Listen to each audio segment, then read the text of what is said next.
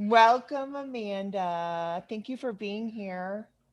Thank you so much, Megan, for having me. It's such an honor to gather with you in our virtual living room, if you would. Yeah, exactly. Well, I think we're going to have a really beautiful conversation. You and I have chatted a few times, kind of online in private spaces, about and what and also about this idea around women's own internal authority and power and wisdom and how we get disconnected from it, and sometimes the difficulties in healing and kind of getting back to trusting that our internal authority is our internal authority, and how it can be Mhm. kind of confusing. Maybe there's some misleading or misinformation or conflicting information, maybe, if you will, especially in the self-help space and just in culture in general, and with Yeah. some of these institutions that we trust, people that we trust. So it can be really kind of a difficult journey. I know that's one of the things that I struggled with the most. And when I'm working with clients is like this self-trust, right? You hear women all the time asking about. Mhm. And then, so I really just kind of wanted to first start off with you really around your beautiful story, which you and I have kind of already talked about just a little bit, but sort of that evolution and how you got to where you are now and what you're putting out into the world and what informs what you're passionate about, and how you've really gotten into this work around helping women get back to trusting that their internal authority is okay to trust. And yeah, that's it. So I'd love for you to start with wherever you want to start with your story so people can kind of know who Amanda Rose is. How to know who I am. I love the quote by Clarissa Pinkola Estes, and she says, "Who I am is still becoming, but what I do know, or is still borning. But what I do know is that I'm really quite friendly, but not very tame." Yeah, I love that. I love that. So if you want to get I to love- know me, I'm just going to steal that from Clarissa and say I'm really very friendly, but not quite tame. yeah. That's Yeah. beautiful. I identify with that on a lot of levels. That's amazing. It leaves a little to mystery. Yeah. Yes. Yes, it does. Yes, it does. So So tell I'm us not a little sure bit, yeah, where about your evolution. Yeah, the to story of begin my Amanda. story, but basically, part of my story that informs my passion around helping women to re-anchor into their personal authority, to reconnect to their womb space and their deep wisdom, and to lead them back into self-embodiment and self-trust is the part of my story that was the opposite of that. And for so much of my life, I was very disconnected from myself, from my feelings and my emotions, and from my womb space, both. The way that I was raised had a spirituality that very much centered around the headspace and through discernment. And discernment was portrayed as basically rationalization and logical thinking. Mhm. So if you had a gut feeling, hit or miss if that was honored based on how rational or how logical it was. And just really being raised in a religious environment, religion really teaches people to outsource their power and their authority. It taught me that I couldn't be trusted. My heart was deceitful. One of the quotes from scripture that often got pulled, and I once heard someone say that, there's a difference in using scripture as a sword that divides and cuts, and then taking the broadside of it and beating people over the head with it. And for me, this was one of those scriptures that was very much just like beating me over the head, telling me that my heart was deceitful. Hearing this type of messaging, the narrative that Eve was deceived in the garden, and that basically all women are the spawn of Eve, and we're the weaker vessel and prone to being deceived. These different narratives combined together to really teach me that I couldn't trust myself as a woman, and I couldn't trust myself as a deeply soulful, heartfelt, feeling person. That the only part of me that I could rely on was my brain, my rationalization, and my logical thinking. The problem with that is the rational, logical part of us basically adapts according to our environment and whatever our experienced traumas are. So my rational thinking was very, very much informed by my trauma, but not in a trauma informed way. Yeah, yeah, yeah. I got to a point where when I was a young teenager, I was sitting having a conversation with my dad, and he was saying some really hurtful things at the time. My dad was very verbally abusive. And the relationship that I have with my dad today is completely different. But at that time, it was extremely abusive. And he was saying a lot of hurtful things. And I just couldn't connect to the effect that those words were having on me, to the extent that I turned and looked at my sister, who had tears streaming down her face. And I said, is this, I'm motioning to my dad and I, is this painful? Is this really, is that bad? Is this really bad? Is this painful? And she just looked at me with her eyes wide and almost gasping, like in disbelief. She's like, yes, yes, this is really, that's really bad. That's really painful. What he just said to you. I thought, oh, okay, okay. I'll just take a mental note of that, that this is painful, and and just move on from there, because it was just so disconnected that it no longer really registered in my nervous system or in my heart, because my heart was so Yeah. closed off from myself. And living in an environment where it wasn't safe to express or safe to be trusted as a woman, through mostly through religion. But I also see the same thing today, really, in the medical field. I see it mirroring religion. And for me, I had this experience where I had an illness when I was 20 years old. I went from being really, really active and being an international sailing competitor in the international sailing regattas that we had in Central America, to being so ill that I crawled from one piece of furniture to the next, and would have to like crawl to go to the bathroom because I couldn't walk because I was so ill. And as that illness was setting on, my symptoms were really, really apparent in hindsight. But not only did I not recognize them, but other people around me thought I was just being lazy. Mm, mm, yeah. Yeah. And when I would finally speak up and say something, I wasn't really heard. I wasn't really understood. And they were really dismissed as just laziness. And then when I finally went to the doctor, I got a lot of the same treatment from the doctors.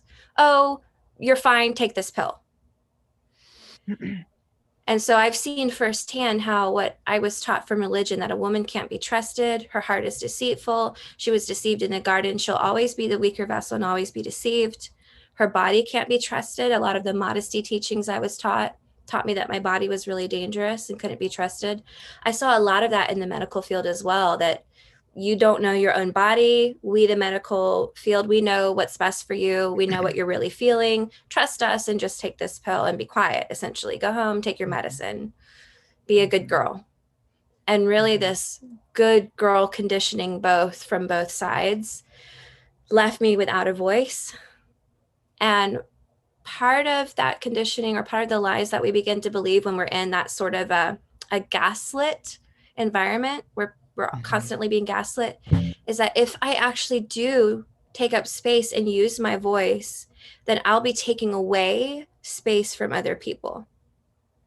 And so I began to perpetuate what I was told for so many different reasons. You can see there's like so many different layers here. Yeah. And Yeah. as I began to learn, there this poverty mindset, the scarcity mindset that we have around how much room we're able to take up. When I take up my space, it's like money. It doesn't take away money from everyone else. It gives other people permission. It actually circulates that wealth. It circulates abundance. When I take up an abundance of space, when I use my voice, when I stand in my power, I give other women permission to hold their torches high. I give other women permission to stand in their glory, to stand in their light. And it gives permission after wave of permission after wave of permission, and the ripple effect continues to go out, and it's really never ending and so far reaching. And as I began to really break free from those poverty narratives and that scarcity, and come into more and more of my power and see how it gave other women permission, it's really just kind of snowballed from there. This passion of, I know what it's like to play small and think that you're doing a service to women, think that you're doing a service to the world. I know what it's like to be afraid of your body and think it's dangerous and try to hide it and protect it from people to keep them from molesting or stumbling. I know what it's like to just trust the medical field. And I'm speaking really broadly because I myself worked at a clinic in Central America, and I'm not against medicine. But kind of like Yep. when we speak about religion broadly. I know what it's like to be in the system and to just outsource your power and trust them over what you feel deep inside, and to basically be abused by the system because you're abdicating your power and your voice. And I know what it's like to be under an oppressive religion where I also diminished and outsourced my power to either, a pastor outside of me or spiritual leaders outside of me, someone above, another authority, whether it was a man or even a woman, and to believe that I couldn't even hear from God unless I was in perfect alignment with authority, and that he would actually have to speak through that authority to speak to me. I know what it's like to be there. And I also know what it's like to be connected to my womb space and my voice, to be able to trust what I feel in my heart, to trust the deep wisdom in my womb. And I've seen the difference that it makes in my life, firstly. I've seen it heal me both physically, emotionally, and spiritually. And that is part of what fuels my passion for other women, to help really just bring them this good news that you can trust yourself. You can find your Yeah. way through what is trauma in your life and what is your deep, authentic wisdom. It's possible to find that. And it's possible to find people who will help direct you back to yourself instead of constantly telling you what to do. Mm-hmm. And Mm-hmm. that's really a big part of what informs my work in the world today. I love it. There's so many. I love your story. And there's so many layers to dig into. But I just really want to, because what was kept coming up for me when I'm listening to your story, because you and I have very similar stories, albeit a little bit different details. And I think you and I are about 10, like maybe 10 years apart in age, right? So it's just interesting how, um, whatever that energy or essence or theme is that affected you and I, even though like I was born in like the late 70s and maybe you were born what in the late 80s, early 90s, I believe. Mm-hmm. It's still this, separation or disconnection from our own internal authority and power, and that total dissociation and not being able to name something, that's not even being able to recognize something that's hurtful or abusive or painful when it's happening to you. I identify with all of that. But what kept coming up for me when we were talking is, because I never thought about it in this much detail, but it's almost like some of this oppressiveness, and this taking women away and out of their power, like this whole like dismissing, like for instance with religion or with the medical field, because I have tons of stories about the medical field too, because of all my medical history. But this sort of taking away this, or demonizing, if you will, this idea that the feminine or the emotion or the heart or the felt based self is somehow invalidated or minimized or demonized, is really, on I think a broader level, a way to control people, because then you make them dependent Mm-hmm. on an external authority. And maybe it's not all that, I don't think it's all that thought out, but maybe with religion it is, or at least it used to be a long time ago, because witchy women would be the dangerous ones in society, and they just don't trust the collective to make their own decisions and call. And anyway, it's just interesting to me because I just kept hearing that control, and then that's what makes us dependent. And I think you and I, the reason why we kind of resonated is because we both broke out of that dependency, that external dependency, Mm-hmm. in very similar ways, by kind of shedding some of those. For me, it was heartbreaking to finally say that self-help world, the commodified, commercialized self-help world that had completely taught me, because I didn't have the traditional religious upbringing, but that had taught me that everything that was a problem in my life was all in my head, and all I had to do was fix my head.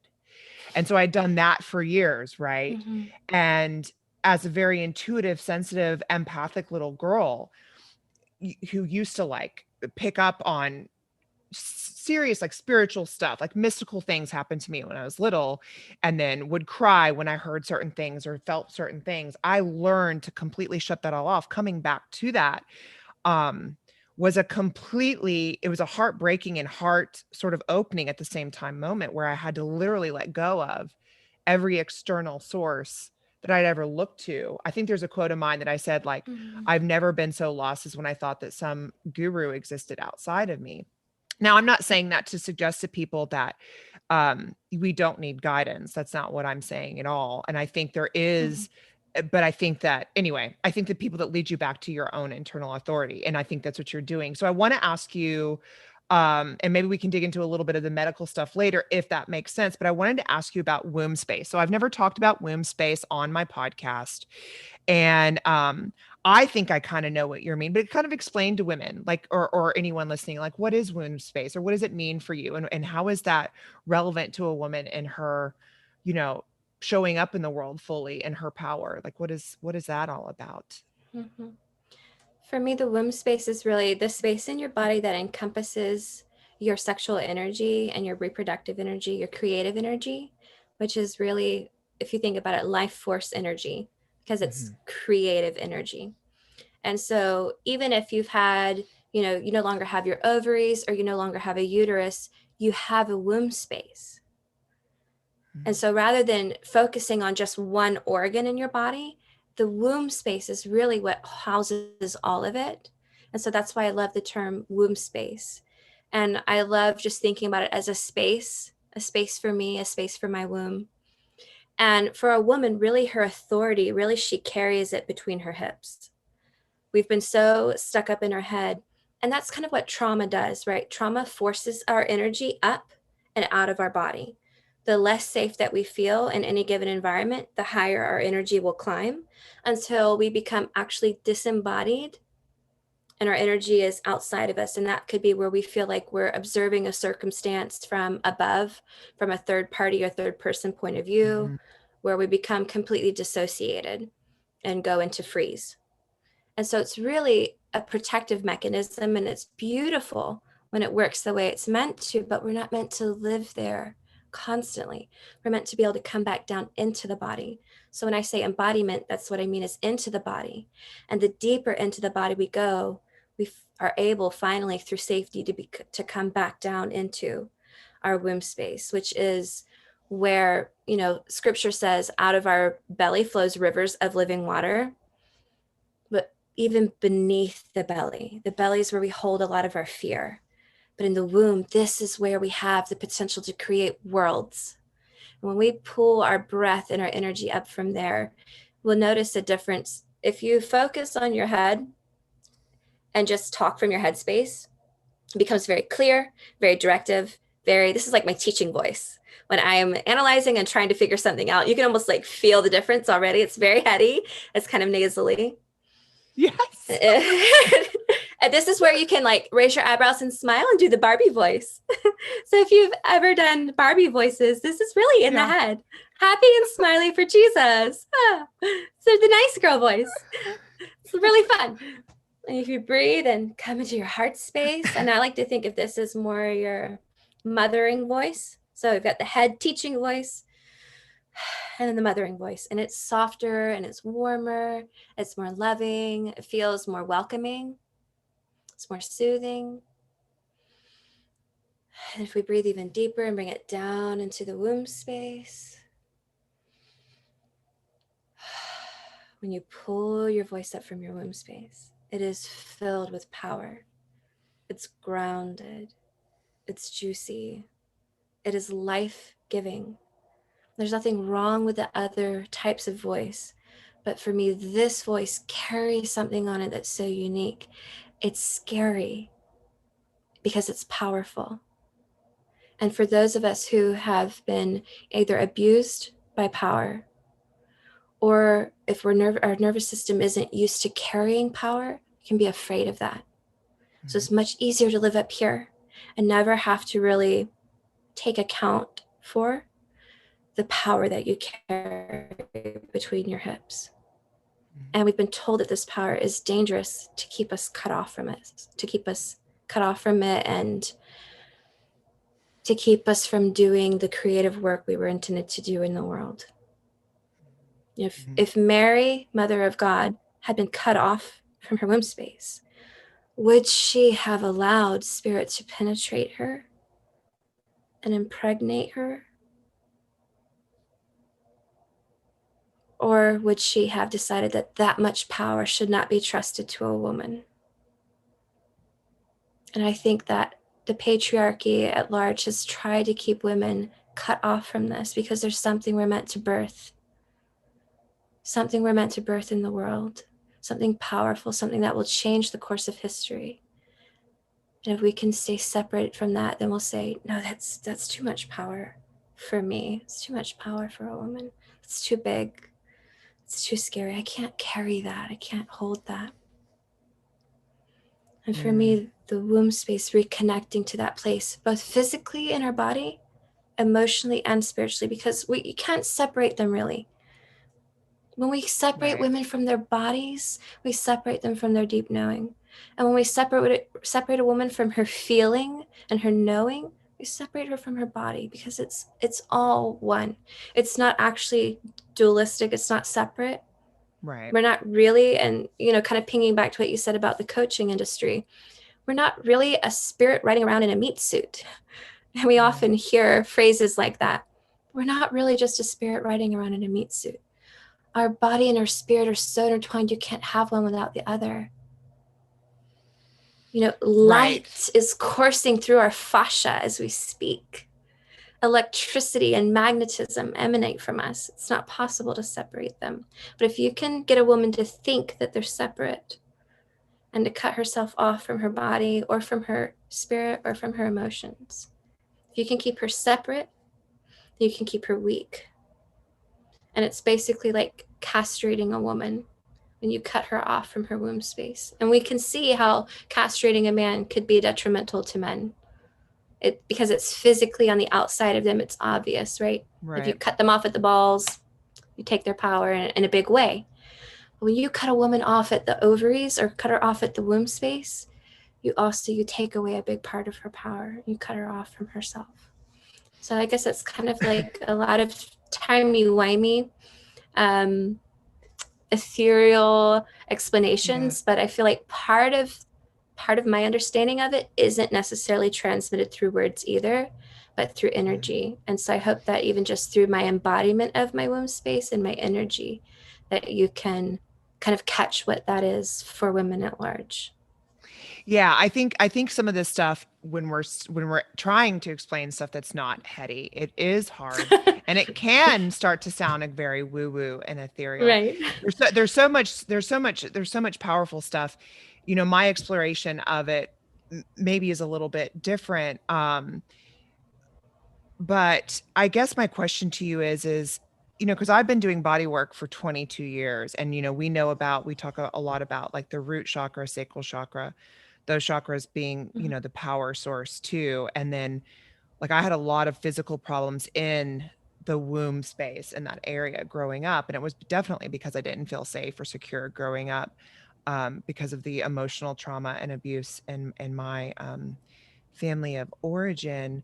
But is it possible because we all have the same sort of energy centers, it's possible, I think, and what do you think about this? Like for a man to be cut off from his, even though he doesn't have a womb space, he still has the same, like we're still, I guess, because I feel like sometimes what I want to clarify for people is, because not everyone understands patriarchy and feminine and masculine. But I think in essence, what we've done culturally, and maybe what we're continuing to do, is to cut people off, to keep people in their heads. They're either in their heads already due to their own trauma, which is understandable, right? They're in that constant survival. And then it's also kind of beat out of us because as society, especially Western culture at large, doesn't, like you said, we don't really honor and have reverence for some stuff that maybe other cultures or more less westernized cultures, where they really honor some of that space between their hips and their head, right? That just deep internal knowing or intuition or like gut feelings.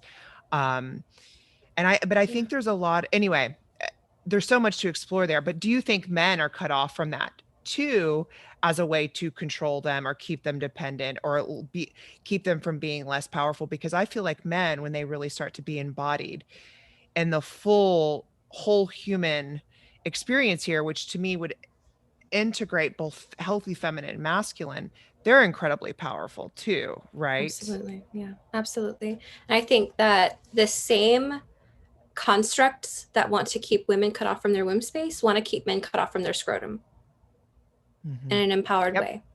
They want them to access their sexuality in just this very narrow way.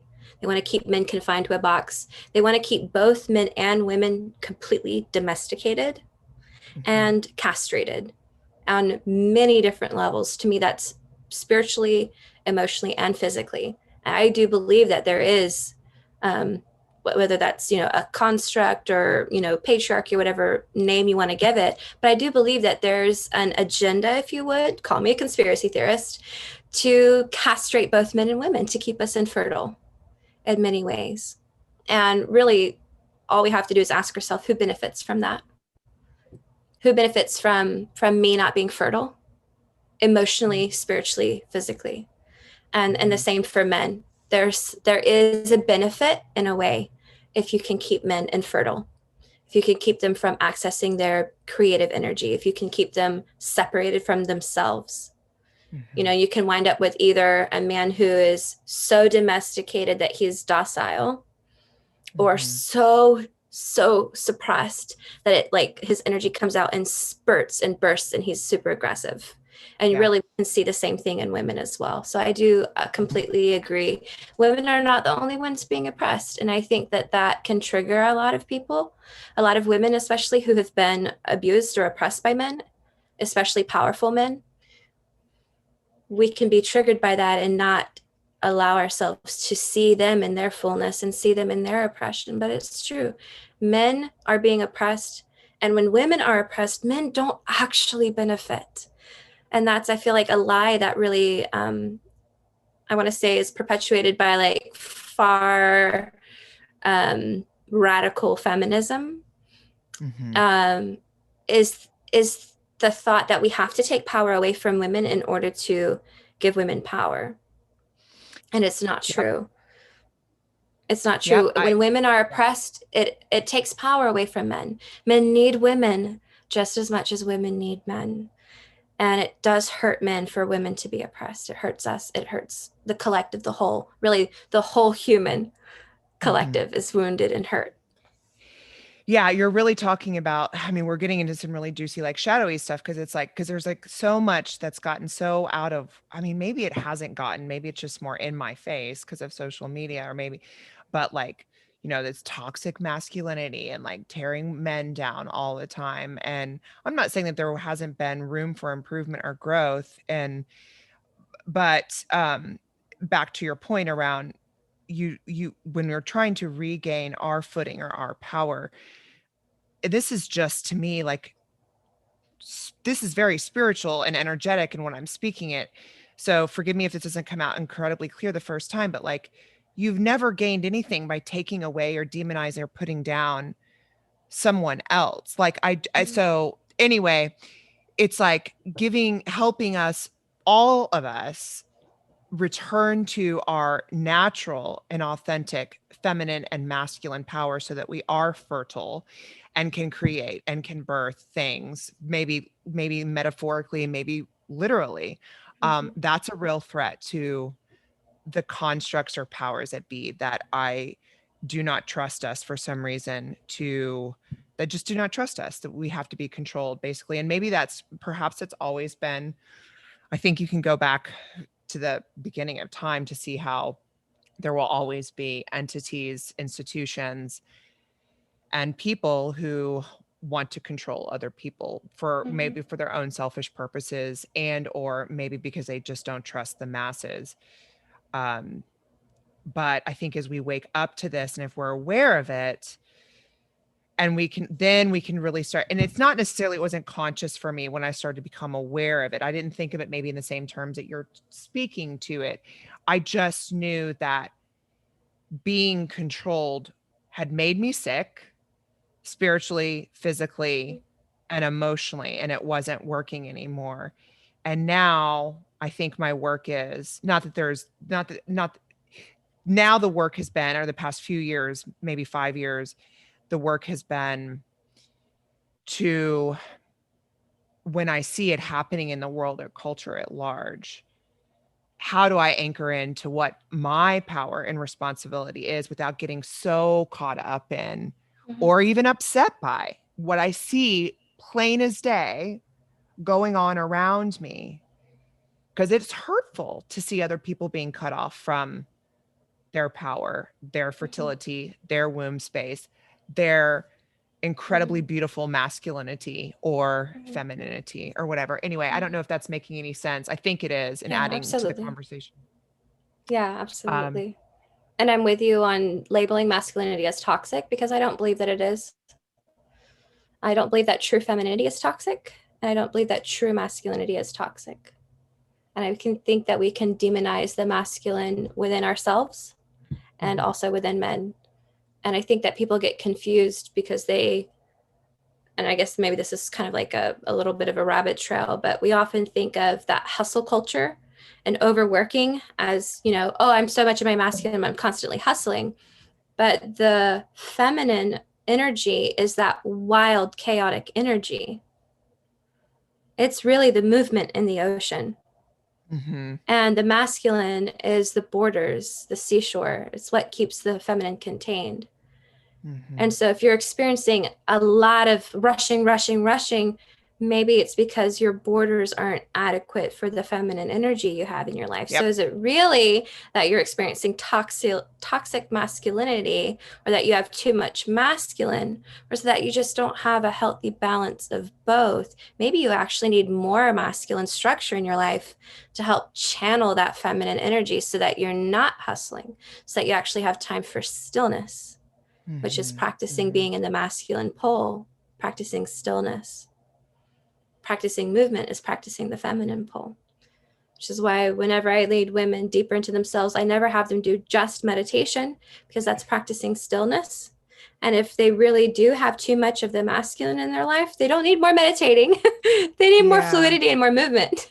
Yeah. And Yes. but often Yes. that stillness can feel like, oh, the rest. I needed this quiet. I needed this break. And somehow we equate that to, oh, I needed more feminine. When in reality, if you're being still, you're becoming one with nothingness, becoming one with God. You're actually practicing the masculine. And so I do feel like it can get kind of confusing and people can demonize the very thing that they need more of in their life. And it's so important to realize that to demonize masculinity is to demonize ourselves because we hold that within ourselves. So we Mhm, can't mhm. really have toxic masculinity because it's a part of who we are Yeah. as women as Yeah. well as men. Yeah, it's interesting because in my own life, it is interesting that you're sort of putting it in those words. It's like I have to go to the gym and lift weights. To this morning, I noticed I was really discombobulated, disembodied in my head. I forget what happened, but it doesn't happen to me often. And because I can check in with my body and know what I need, I knew that I needed to go to the gym and push some heavy iron around, and I immediately feel better. But then I also am someone who knows that I need to lay down and listen to binaural beats and meditate and be in complete silence too, in order Mhm. to get more embodied. And it's years of practice of understanding and trusting what my nervous system and my body is saying to me. So I don't, we both know that this is a practice. None of us get here kind of overnight, but, so do you have any suggestions for people, like when someone's exploring self-trust and coming back into their own power and trusting their own internal authority? I guess actually a better question would actually be, that I think may be more helpful, is like, how do you know when you're in your internal power, or when you're in your an internal authority or power? Like, what are some big yeses or clues for you when you're not dependent, not codependent, not outsourcing your power, and you're in your power? How do you feel it, or how does it occur for you? I explained this to someone before as, to me, it's almost the difference between muddy water and clear water, Mm, where when I'm outsourced and I don't trust myself, or I'm getting my power from someone else, I feel dependent. And my insides, my energy, there's not like a lot of, I guess, scientific ways of saying this. It might sound a little woo woo, but essentially my mhm, energy just feels staticky. It feels muddy. It feels messy. It feels kind of chaotic. It feels scary, but in a disempowering way. Yeah. And sometimes it feels stuck, like there are no options. It feels heavy a lot of times. And I'm using terms that relate to the body because that's how I experience it. In my body, I'll feel heaviness like in my chest. It feels like a burden. It feels heavy. It feels sludgy.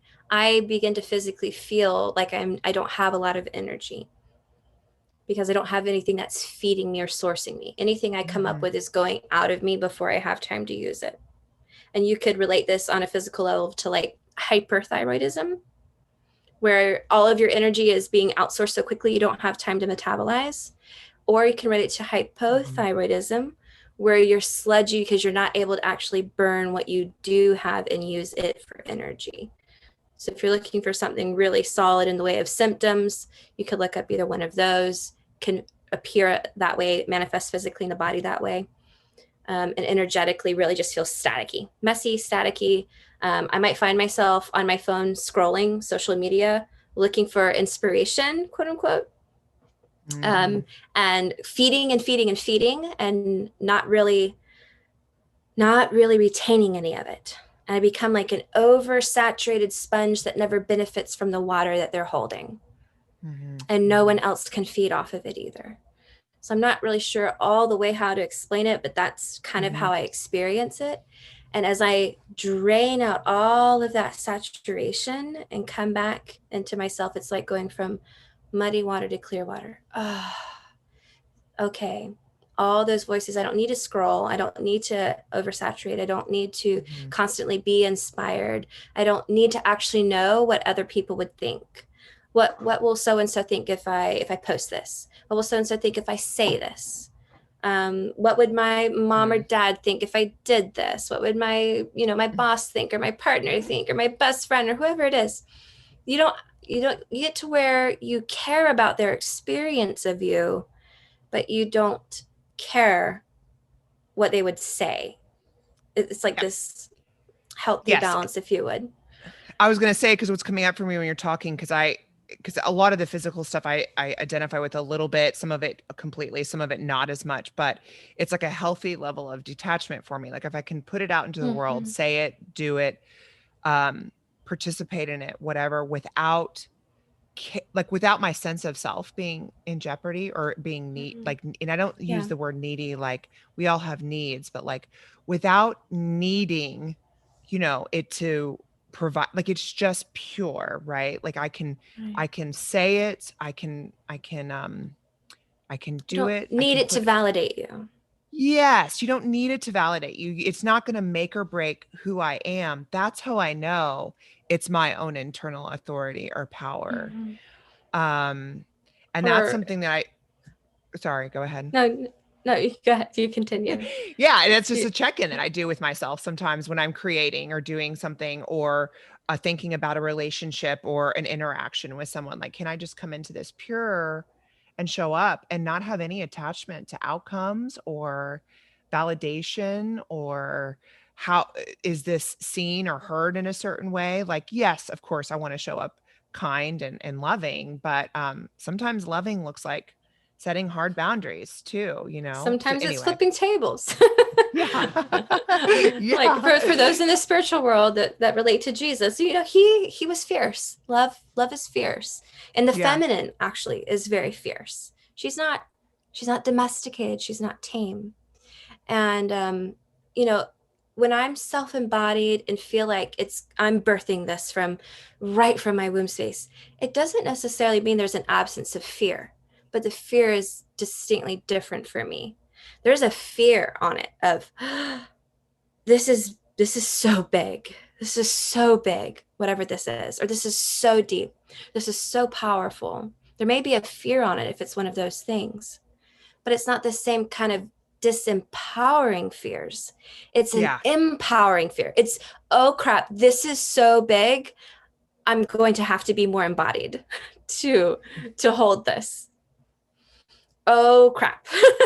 I'm calling myself into accountability for the fire that I carry. or for the desires that I've expressed, right? So it's a distinctly different kind of fear, and it's separate from my worthiness. I know that I'm not getting my worthy. I don't have to be worthy of it. And whether it's a simple thing like raising my prices in my business, and I'm on a call with a client and they ask me the price and I give it to them, and I don't have to think about, am I worthy of charging this much? Or do I need them to say yes to this? Because it's no longer attached to either one of those. Mm-hmm. I just, Mm-hmm. I have embodied this. This is the price. This is the rate. And you simply state it. And then you trust either this is for them or Mm-hmm. it's not. Yep. And you give Yep. them their power. And me being in my power, I give them the power, right? They can say yes or no. They don't have Mm-hmm. to be responsible for my worthiness or for my Right. needs getting met if they say no. Right. Yeah. Yes, that's so powerful. If everyone could just understand that, like, no one else is, when you're in that space, it's such an empowering and powerful dynamic. I've been there the past few years more than I ever have, where no one is I mean, it's such a beautiful thing to show up in the world and say, this is kind of me, and I don't need it's just it gives people so much dignity and freedom, and they can feel it when we're in that space. Other people can feel that when you don't need Mm-hmm. them to be Right. responsible. Yes, um 100%. Before, I think we're going on about an hour, there was one other thing that I wanted to ask you, because you had this really beautiful and unique sort of classical religious or oppressively religious upbringing.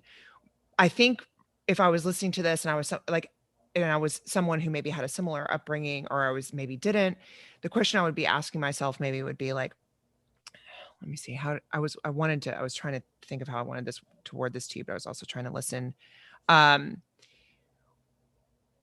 do you think that your when you let go of that external authority of religion, you didn't not have spirituality in your life anymore?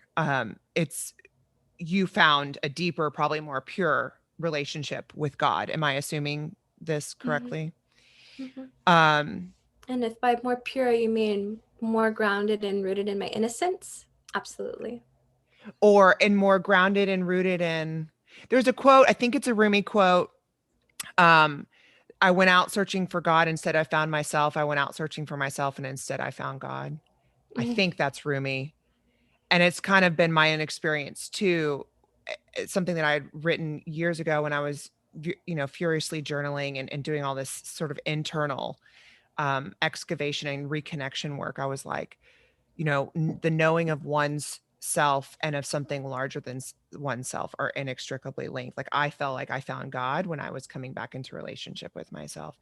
So I think that in our society Mm-hmm. at large, what we kind of see happening is, this is leading up to a question, maybe a very deep philosophical question, but um, what I see happening in a lot of ways is people who don't have spirituality or God in their life. And so we still have to find something else to replace that Mm-hmm. sort of religious um, structure or compass. Does that make sense? So like, That makes sense. I see people replacing it with the coaching self-help industry a lot of times, mhm, and they get caught mhm, up in.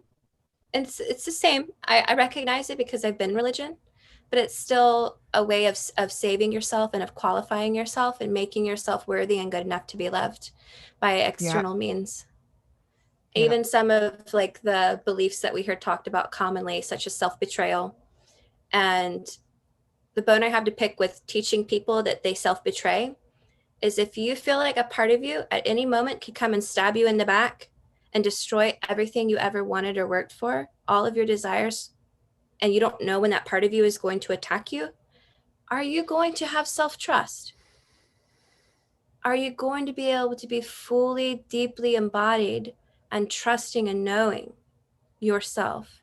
Are you deeply going to feel worthy and loved by yourself if you feel like there's a part of you that at any moment could just come up and stab you in the back? To me, not really. If I'm always aware and conscious of this part of me that could, oh my goodness, there I just went and destroyed the very relationship I always wanted. Are you talking about like self-abandonment or self-sabotage, that kind of stuff? Yeah, like Kind of. self-sabotage, self-betrayal, and that sort of thing. Okay.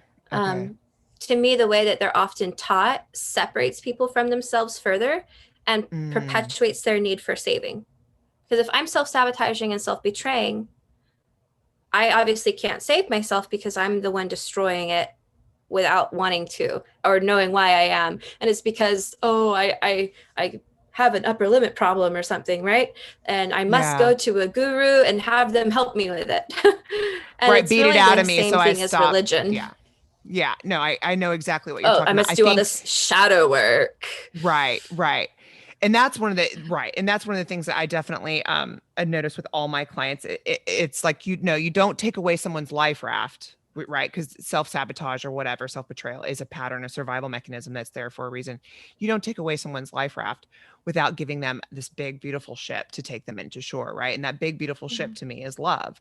And most of us have somewhere along the way forgotten how to be embodied in this Mhm. complete place of loving, like this and when I say this, I don't mean, and love has gotten so misused and overused, and I know for some people it doesn't mean a lot, and then if you've have really hurtful associations with love, um but this place, we have to learn how to love ourselves and accept ourselves and be compassionate with ourselves first, and um then we can start to understand what some of those, you know, survival mechanisms are or whatever, and then we can start to gently say, do I trust myself to set that to the side, or can I still forgive myself if I'm still in that pattern or whatever. Mhm. um there's something else that I was going to say, but I just forgot it. Anyway, you and I, because you and I could probably talk about this kind of stuff all day long. I do um I do feel like we can go from one religion to another. We can make anything into religion, and we could make self-love into a religion. We could mhm. really, but I love what the quote that you said about when I went looking for myself, I found God, or when I went, however it was, Yeah, um, Rumi. because really, when we can't separate self-love from God's love for us. If we believe that we're one with love, one with the divine, that's something that I was taught through my religious upbringing, was nothing can ever separate you from love. But I was told that, but I wasn't shown that. But when you Mm, actually deeply believe it and you embody that, then self-love is divine love. right. Me loving myself is God loving me, because if God is within me, if nothing can separate from me from love, and God is love, then God loving God's self is me loving myself. And you Mhm. can really demonize one or the other when really, aren't they both the same? Mhm. When I become more self-embodied and self-sovereign, it strengthens my relationship with divinity, with God, because Mhm. all of me belongs, both my humanity and my divinity, my spirituality and my physicality, my sexuality and my emotionality. All of it belongs. All of it's welcome and brought into the light. My wholeness, all of me.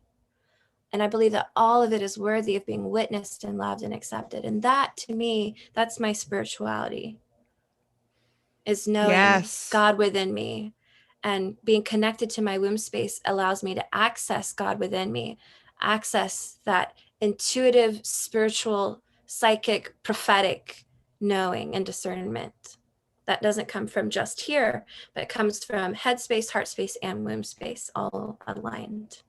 Yeah, yeah, And absolutely. part of allowing for that humanity means that we don't have to just be zenned out all the time. I feel like the self-help world often perpetuates this, like, oh, you get to a point where you're just so zen and so enlightened that, you know, Yeah. you forget that the practices are meant for you, and it's, you start to live life as if you were meant for the practice.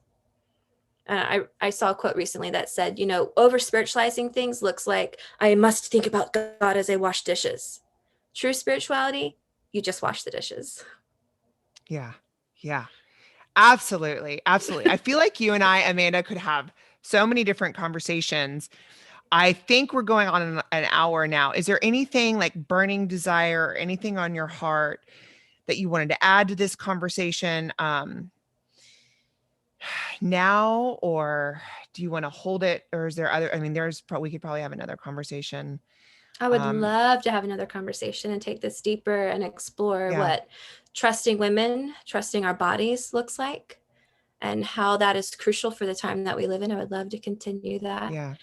And if I had one more thing to add, I would urge women to trust themselves, to put down their social media, Mm-hmm. to unplug the TV, turn off the radio, wherever all the outside voices and noises are coming from.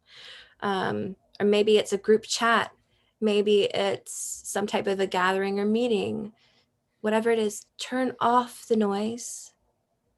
Practice being with themselves, with what they're feeling, what they're knowing, whether that's through stillness or through movement, whatever medicine that they feel that they need, and to choose to trust that they are worthy of trust, that they can be trusted, whether that's a woman or a man, because men also struggle with trusting themselves deeply. Mm-hmm. We often meet with the part of them that's overcompensating for it. Mm-hmm. And men also Mm-hmm. struggle with that. So man or woman, to choose to believe, just to choose, am I willing to believe that I'm worthy of trust? And if I'm willing to celebrate that, I celebrate that I'm Mm-hmm. willing. I will choose to spend more time with myself, to be tender and gentle with myself, to be wild and ravenous with myself, not to limit how that expression needs to look. Because the wild part of us is just as medicinal as the gentle, tender side of us. And Mm-hmm. for them to just nourish and feed that within themselves without the outside voices. That's really how I would just urge them to begin to come back into themselves and unplug, really. Especially the news. If you can't unplug from everything else, maybe you run a business on social media and you're Yeah. not able to, like think about practically other people who are listening. You're not able to put down your phone because that's how you run your business. You have clients on Voxer or what have you. Turn off the news. Yes. turn off the Yes. news and be willing to look at how does it benefit other people? How does it benefit other constructs or other institutions? How would it benefit them to keep me separated from my power? How would it Mm-hmm. benefit them? And would it benefit me to turn their voices off, to turn mine on, and just experiment with it? Just experiment with it. It Mm-hmm. can't hurt Mm-hmm. to experiment, right? No one has to Exactly. come into like the same way that I believe. I don't listen to the news. My TV's off all the time. I'm not trying to make other people into me, but rather just encourage them to experiment, to try things out and see what feels better for them. Mm-hmm. Yeah. Absolutely beautiful, Amanda Rose. Yeah, I Amanda think that'd be what I'd Rose. say. Tell everyone where they can find you and what you're up to, and where to come interact with you. They can find me on my website. They can find me on my website through social media. So I'm building my website. I want it to be in such a way that they don't have to be plugged into social media to keep up with me, because I feel like that's kind of counterintuitive to my core values. Right now, they can connect to me on social media at Amanda Arlene Rose on Instagram. That's where I'm at most of the time, interacting with other people. And then through the website, on the website, there's a chat feature. So through the link in my bio on Instagram, they can have access to the website. They type in their email, it gives them a little password. They can access my website and they can chat with me through the chat feature on my website. And then they no longer need social media. So Yeah. the website hasn't fully launched to the public. It's only available to subscribers, so they will have to enter their email. But that is a beautiful way to connect with me intimately. They can land right in my inbox. They're always welcome to just DM me on Instagram also to connect. And they can email me at amanda@wholenessmirroring.com. Beautiful. Thank you. Thank you so much, Amanda. You're Such a so beautiful welcome. conversation. Okay, so I think we're going to say goodbye. Say goodbye to everyone. Bye. Bye. Thank you, Okay, let me Megyn. stop.